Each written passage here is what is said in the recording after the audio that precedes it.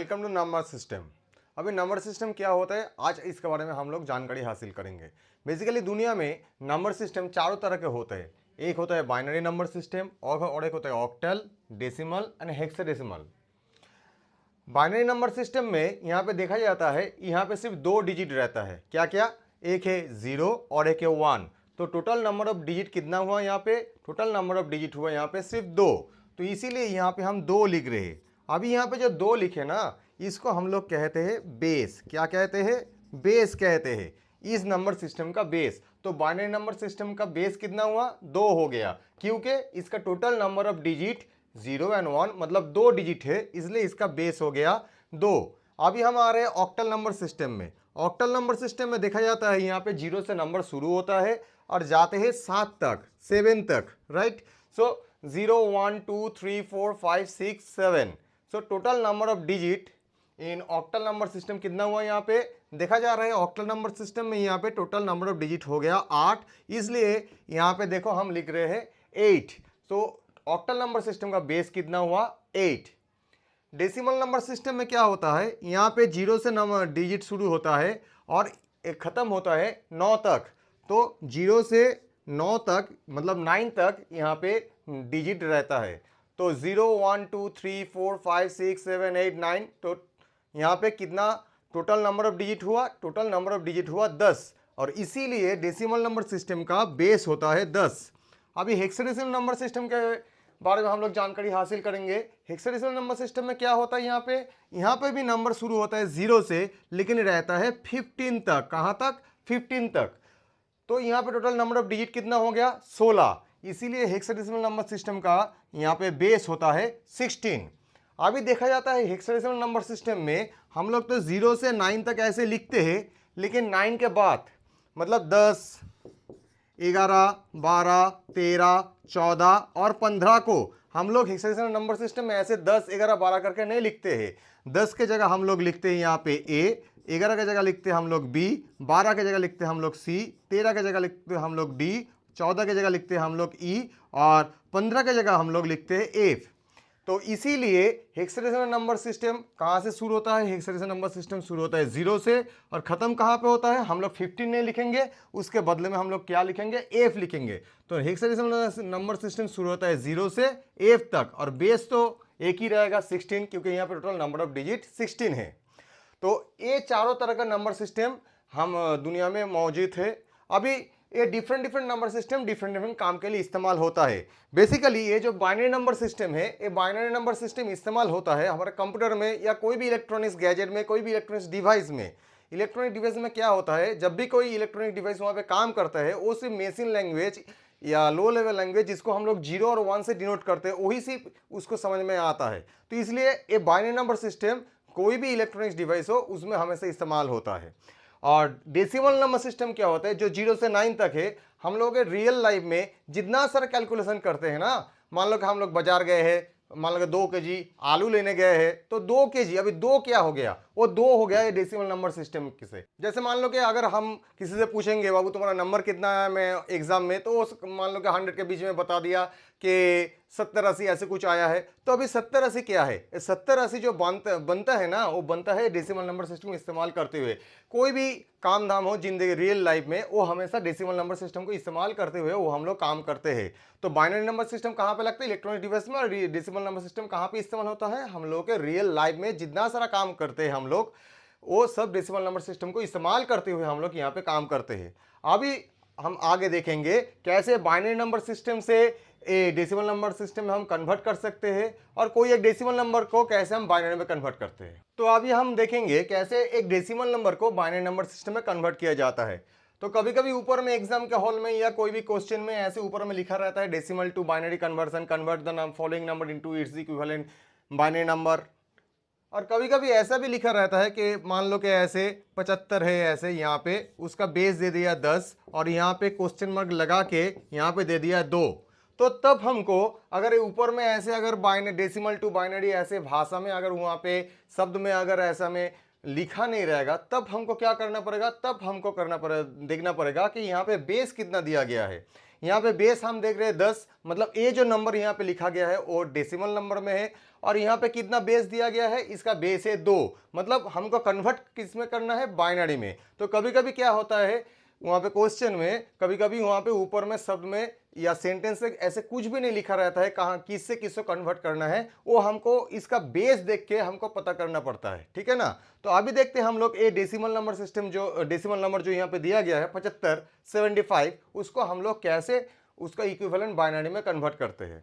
इसका एक बहुत ही आसान उपाय है, कैसे करते हैं। तो पहले हम 75 को यहाँ पे ऐसे लिखेंगे और इस 75 को हम 2 से डिवाइड करेंगे, कितने से, 2 से, क्योंकि यहाँ पे कौन सा नंबर सिस्टम हम कन्वर्ट कर रहे हैं, बाइनरी में। इसका बेस कितना है, इसका बेस है 2, इसलिए हम इसको 2 से डिवाइड करेंगे। चलो इसको 2 से डिवाइड करते हैं। तो डिवाइड तो हम ऐसे ही मुंह से कर सकते हैं, लेकिन फिर भी हम करके दिखाते हैं।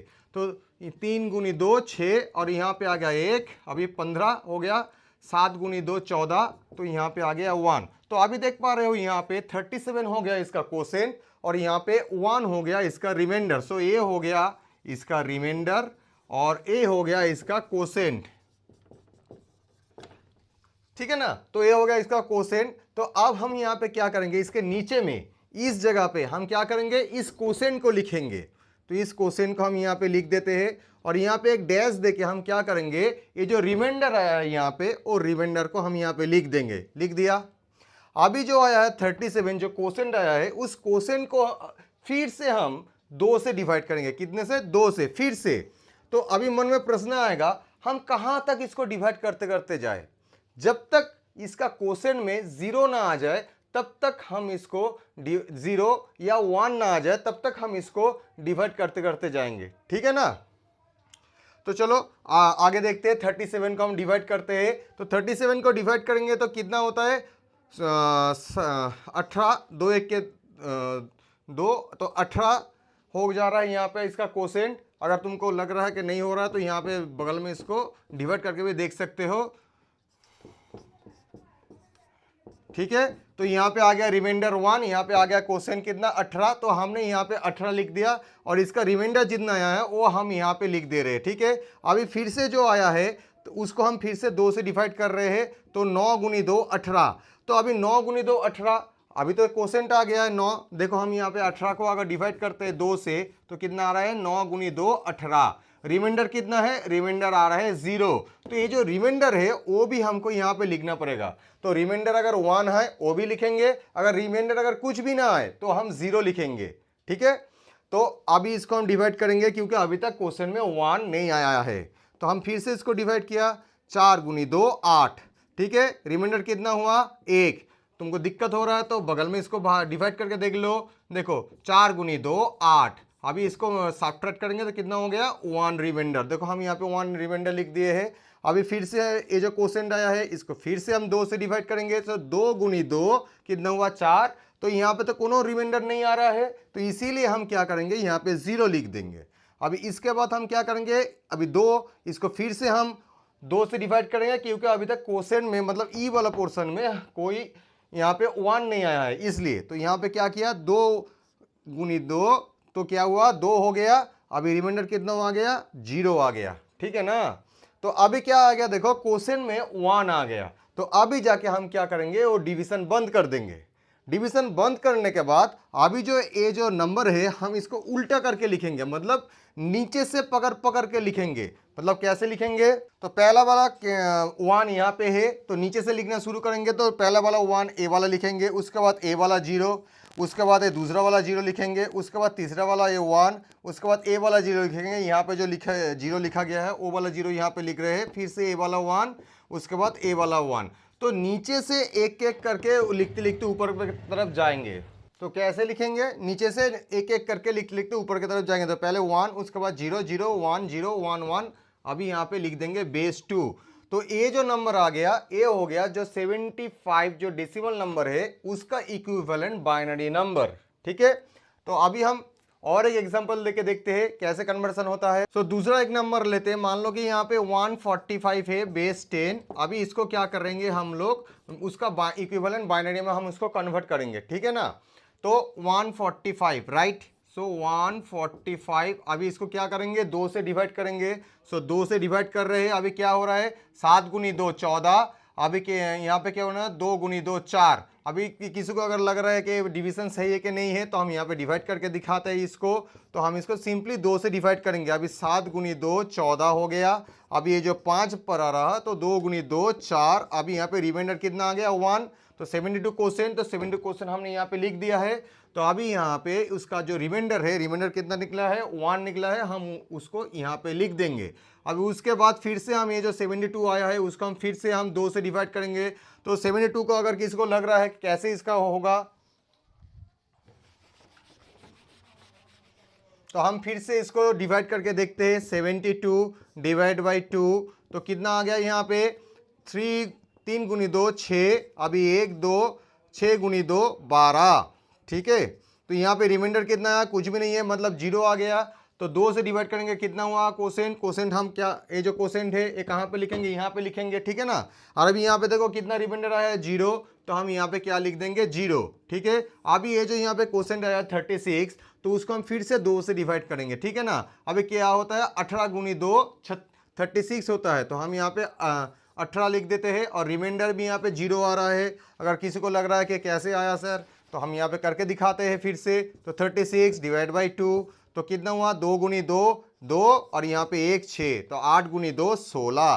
तो अभी रिमाइंडर कितना आया, 0 आ गया। ठीक है, तो यहाँ पे देखो हम इसको क्या करेंगे, अभी क्वेश्चन कितना आया है यहाँ पे 18, वो हमने लिख दिया था। अभी रिमाइंडर कितना आया, 0, वो हमने लिख दिया। तो 9 गुनी 2 18 होता है, यहाँ पे 9 गुनी 2 18 होता है।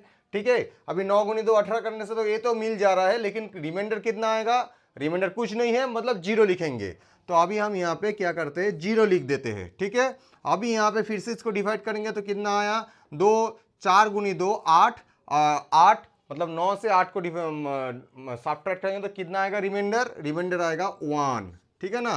देखो यहाँ पे हम इसको डिवाइड करके दिखाते हैं, 4 गुनी 2 8, अभी रिमाइंडर कितना आया, 1। तो क्वेश्चन को हमने यहाँ पे लिख दिया और रिमाइंडर को इसके बगल में लिख दिया। अभी इसके बाद हम फिर से इसको डिवाइड करेंगे, 2 गुनी 2 4, अभी रिमाइंडर कितना हुआ, 0।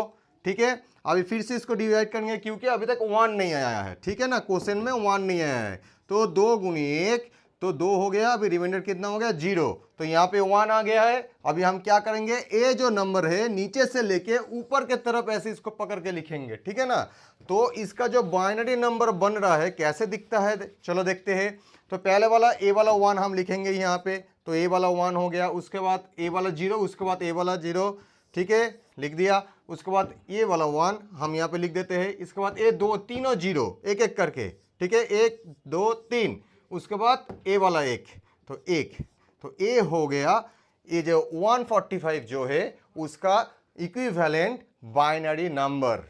तो ऐसे कोई भी डेसिमल नंबर को अगर हम चाहे तो उसके इक्विवेलेंट बाइनरी नंबर में हम लोग कन्वर्ट कर सकते हैं। तो अभी हम सीखने जा रहे हैं बाइनरी नंबर से कैसे उसका इक्विवेलेंट डेसिमल नंबर उसको निकल सकते हैं। ठीक है ना।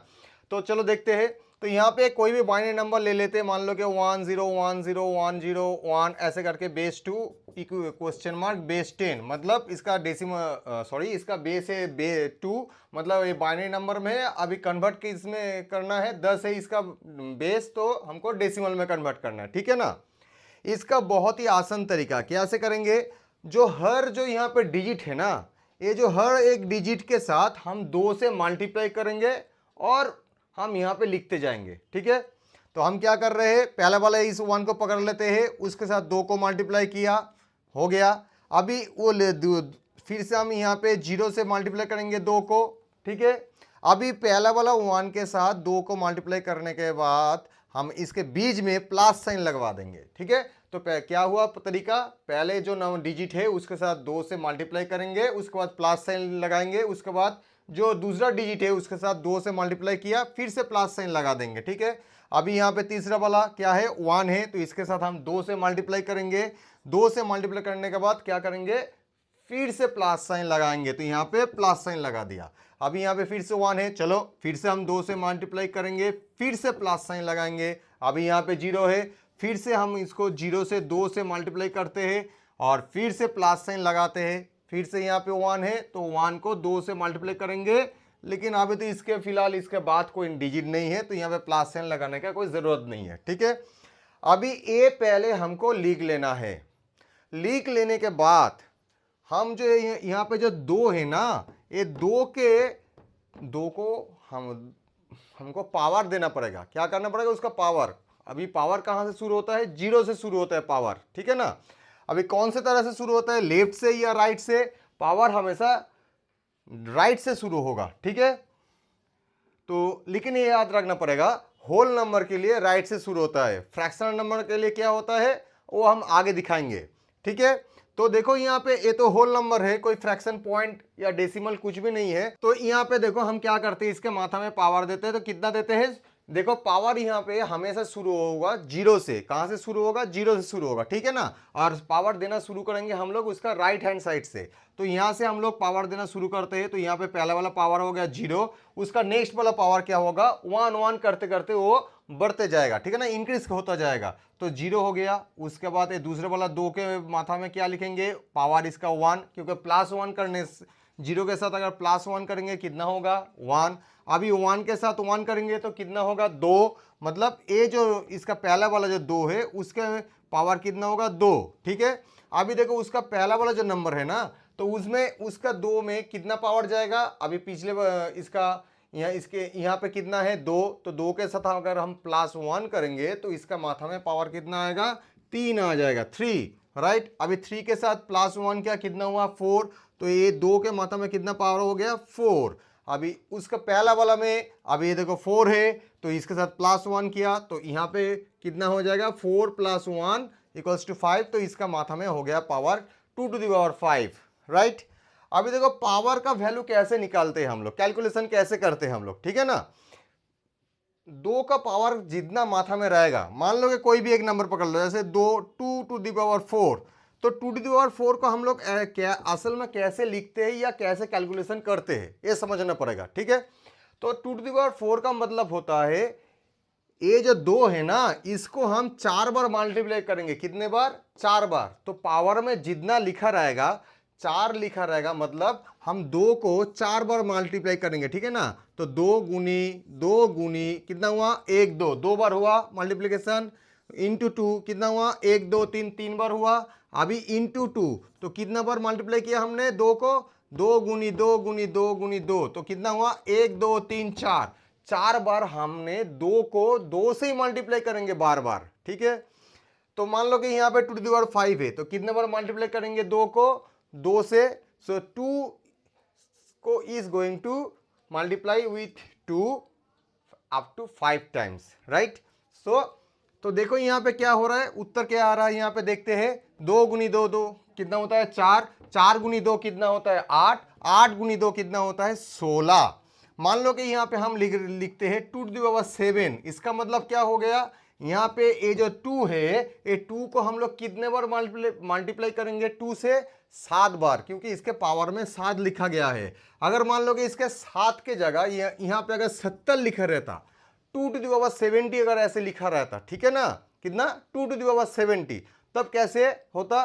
तब हम 2 को 2 से मल्टीप्लाई करते, लेकिन कितने बार मल्टीप्लाई करते?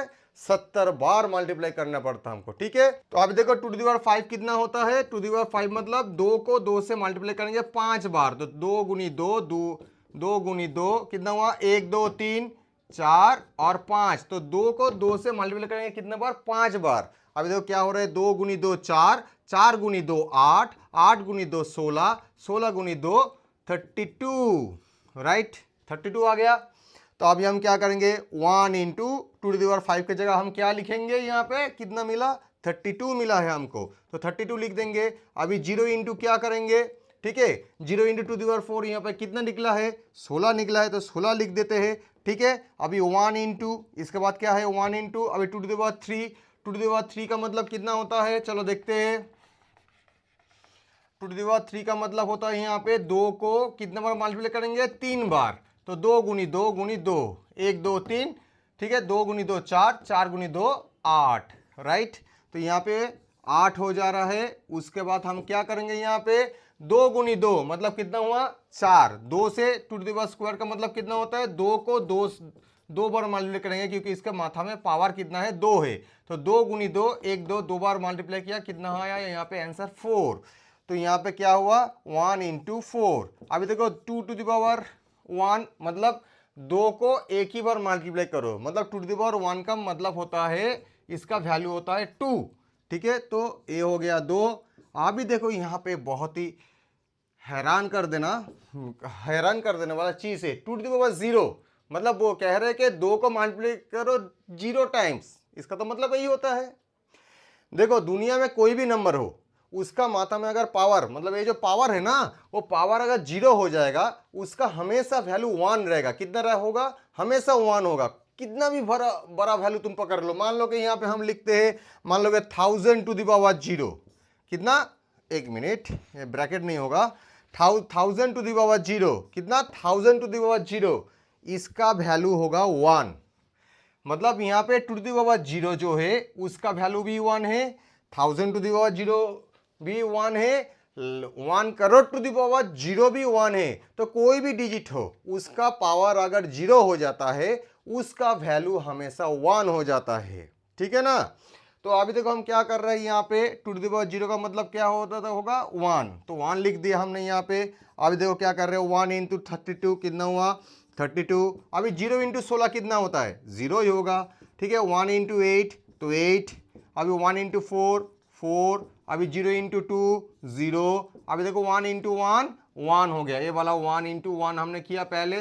तो ये देखो पहले मल्टीप्लिकेशन हमको पहले करना पड़ेगा, ये जो मल्टीप्लिकेशन है ना उसको पहले हमको करना पड़ेगा। तो यहाँ पे सब लिख दिया मल्टीप्लाई कर करके। अभी इसके बाद हम इसको एडिशन करेंगे, 32 प्लस 8 40 हो रहा है, 40 प्लस 4 44, और 44 प्लस 1 45, तो 45। ये जो उत्तर निकला है ये हुआ, ये डेसिमल नंबर सिस्टम में निकला है, इसलिए हमने यहाँ पे बेस 10 लिख दिया है। तो ये जो नंबर यहाँ पे क्वेश्चन में दिया गया है बाइनरी नंबर, इसका इक्विवेलेंट डेसिमल नंबर कितना हुआ 45 हुआ। लेकिन जब भी उत्तर लिखेंगे ना हम लोग को हमेशा याद रखना पड़ेगा कि यहाँ पे जब हम यहाँ पे लिखेंगे कोई भी उसका उत्तर, तो उसका बेस हमेशा, ये जो बेस हमने दिया है ना वो बेस हमेशा हमको मेंशन करना पड़ेगा, क्योंकि ये वाला जो उत्तर निकला है यहाँ पे आंसर निकला है, ये आंसर है डेसिमल नंबर सिस्टम में, तो इसलिए यहाँ पे हमने 10 उल्लेख कर दिया। ठीक है ना। और एक ट्रिक्स है, देखो यहाँ पे क्या मजेदार चीज क्या है, देखो दुनिया का कोई भी जितना बड़ा नंबर हो ना उसके साथ अगर 0 मल्टीप्लाई करेंगे तो उसका उत्तर हमेशा 0 ही आएगा। ठीक है ना, कोई जितना बड़ा नंबर हो उसके साथ अगर 0 मल्टीप्लाई कर देंगे उसका आंसर हमेशा 0 ही होगा। तो इसीलिए क्या हो रहा है, ये जो देखो 2 टू द पावर 4 ऐसे, तो 2 टू द पावर 4 का कैलकुलेशन करने का कोई ज़रूरत ही नहीं है, क्योंकि हमको मालूम है कि 2 टू द पावर 4 यहाँ पे जो ऐसे कैलकुलेशन करके हमने निकाला, और निकालने के बाद 0 से मल्टीप्लाई होगा ना, तो उसका तो आंसर या उत्तर तो हो जाएगा 0। तो हम लोग क्या करेंगे, जहाँ जहाँ पे 0 है उसके साथ जो मल्टीप्लिकेशन प्रोसेस है ना, जैसे यहाँ पे और यहाँ पे, ये प्रोसेस को हम लोग एग्जीक्यूट नहीं करेंगे, डायरेक्ट 0 वहाँ पे लिख देंगे उसके जगह। ठीक है, तो आसान हो जाएगा और भी। तो चलो ये वाला नंबर को पहले जैसे हम क्या करते हैं, हर एक डिजिट के साथ 2 से मल्टीप्लाई करेंगे और हम उसको प्लस साइन देके देके लिखते जाएंगे। ठीक है, चलो 1 इंटू 2 प्लस, उसके बाद ए वाला 1, ठीक है ना, ए वाला 1 इंटू 2, उसके बाद फिर से प्लस, अब ये 0 अन्य आ गया यहाँ पे, इंटू 2, अभी 1, ठीक है, इंटू 2, अभी फिर से ए वाला 1 इंटू 2, अभी ए वाला जो 0 है इंटू 2। अभी हम क्या करेंगे, 2 को पावर देंगे वहाँ पे, तो पावर कहाँ से शुरू होगा, हमेशा 0 से शुरू होगा, और पावर कहाँ से देना शुरू करेंगे, राइट हैंड साइड से, और लेफ्ट की तरफ एक एक करते बढ़ते जाएंगे उसका पावर का वैल्यू, राइट। तो यहाँ पे कितना हुआ, 2 का पावर 0, एक बढ़ाएंगे 0 से तो क्या होगा 1, यहाँ पे और एक बढ़ाएंगे तो कितना होगा 2 का पावर, तो यहाँ पे और एक बढ़ाएंगे 2 + 1, मतलब यहाँ पे क्या हो रहा है 3। अब देखो 3 + 1 कितना हुआ 4, तो यहाँ पे 4 हो जाएगा 2 का पावर, अभी 4 + 1 करने से यहाँ पे क्या हो रहा है 5, तो 2 का पावर 5 हो जा रहा है। ठीक है, तो देखो 2 टू द पावर 5। अभी हम देखते हैं, देखो यहाँ पे देखो क्या है, यहाँ पे 0 है और यहाँ पे 0 है, तो अभी हमको ध्यान लगाने का कोई ज़रूरत ही नहीं है कि यहाँ पे 2 क्यूब करने से कितना होगा, क्योंकि हमको मालूम है कि जितना भी आ जाए वो तो 0 से मल्टीप्लाई होगा, तो उसका तो उत्तर 0 ही आएगा। तो इसलिए हम क्या करेंगे, यहाँ पे 2 क्यूब का वैल्यू कैलकुलेशन नहीं करेंगे, डायरेक्ट हम 0 लिख देंगे, ठीक है ना। चलो देखते हैं 2 टू द पावर 5 इसका वैल्यू कितना होता है 32, क्योंकि 2 टू टू द पावर 5 का मतलब पहले भी समझाया 2 को 5 बार मल्टीप्लाई करना पड़ेगा, कितने बार 5 बार, क्योंकि यहाँ पे इसका पावर में 5 लिखा गया है, ठीक है ना। तो 1 2 3 4 5 बार हमने मल्टीप्लाई किया, कितना हो गया 2 गुनी 2 4, 4 गुनी 2 8, 8 गुनी 2 16, 16 गुनी 2 32, तो आ गया 32, तो हमने लिख दिया यहाँ पे 32। तो चलो इसको 1 इंटू करके लिखते हैं, देखने में अच्छा लगेगा। 1 into 32 plus 1 into two the power 4, two the power 4 कितना हो रहा है 4 बार। तो मान लो कि यहाँ पे हम टू द पावर 4 कर रहे हैं और यहाँ पे और एक 2 को घटा देते हैं, तो कितना हुआ 1 2 3 4, 4 2 हो गया मल्टीप्लाई। अभी देखो 2 गुनी 2 4, 4 गुनी 2 8, 8 गुनी 2 16, तो यहाँ पे कितना आ रहा है 16 आ रहा है, तो यहाँ पे हम 16 लिख देते हैं, ठीक है। अभी देखो यहाँ पे पहले ही बताया था कि जितना भी इसका कैलकुलेशन करो क्या फायदा, क्योंकि वो तो 0 से मल्टीप्लाई होगा, मल्टीप्लाई करने के बाद उसका तो उत्तर या रिजल्ट वो तो हमेशा 0 में ही आएगा, तो इसलिए हम यहाँ पे 0 कर देते हैं, ठीक है। अभी हम क्या कर रहे हैं, फिर से 1 से मल्टीप्लाई करेंगे, 2 टू द पावर 4 मतलब कितना होता है 4, क्योंकि 2 को 2 बार मल्टीप्लाई करेंगे, तो 2 गुनी 2 4, ठीक है। अभी 1 इंटू 2, क्योंकि 2 टू द पावर 1 का वैल्यू कितना होता है 1। अभी फिर से यहाँ पे देखो, सॉरी 2 टू द पावर 1 का वैल्यू कितना होता है 2 होता है, ठीक है ना, हमने लिख दिया यहाँ पे। अभी देखो यहाँ पे फिर से 0 से मल्टीप्लाई है, तो हम कुछ भी नहीं सोचेंगे, डायरेक्ट जाके यहाँ पे क्या करेंगे 0 लिख देंगे, क्योंकि हमको मालूम है कुछ भी हो 0 ही आएगा, ठीक है। अभी देखो हम क्या कर रहे हैं 32 आया मल्टीप्लाई करने के बाद, यहाँ पे 16 आ गया, और ये तो 0 तो आ गया था पहले से, 4 आ गया, यहाँ पे 2 आ गया, उसके बाद 0 आ गया। अब इसको हम एडिशन कर दे, 32 प्लस 16 कितना हुआ 48, ठीक है ना। 48 प्लस 4 52 प्लस 2 54, तो 54 बेस 10 ए हो गया इसका उत्तर, ठीक है ना। कितना हुआ 54 बेस 10। तो अगर तुमको लग रहा है एडिशन हमने कैसे किया, वो तो हम मुंह में कैलकुलेशन कर दिया। अगर तुमको कठिन लग रहा है तो बगल में ऐसे तुम उसको एडिशन करके भी देख सकते हो, ठीक है ना, ऐसे करके देख सकते हो जो जो एडिशन हो रहा है यहाँ पे, क्योंकि ये तो 0 है, 0 लिखने का फायदा नहीं है। तो देखो 4 गुनी 2 6, 6 गुनी 6 या 6 12, 12 2 14, 14 और यहाँ पे 1 कैरी हो गया, ठीक है। अब देखो 3 और 1 4, और 4 और 1 कैरी कितना हो गया 5 आ गया। तो तुमको लग रहा है कि ये वाला एडिशन भी कठिन हो रहा है, तुम बगल में वहाँ पे राफ में जाके वो वाला एडिशन को भी तुम वहाँ पे करके देख सकते हो, कुछ दिक्कत नहीं है। तो ऐसे बहुत ही आसानी से हम लोग क्या कर सकते हैं, कोई भी बाइनरी नंबर को उसको इक्विवेलेंट डेसिमल नंबर में हम लोग कन्वर्ट कर सकते हैं, ठीक है ना। दूसरे वाला वीडियो में हम लोग क्या देखेंगे, दूसरे वाला वीडियो में भी हम लोग देखेंगे कि decimal to binary and binary to decimal conversion, लेकिन वो तो अभी हमने दिखाया यहाँ पे।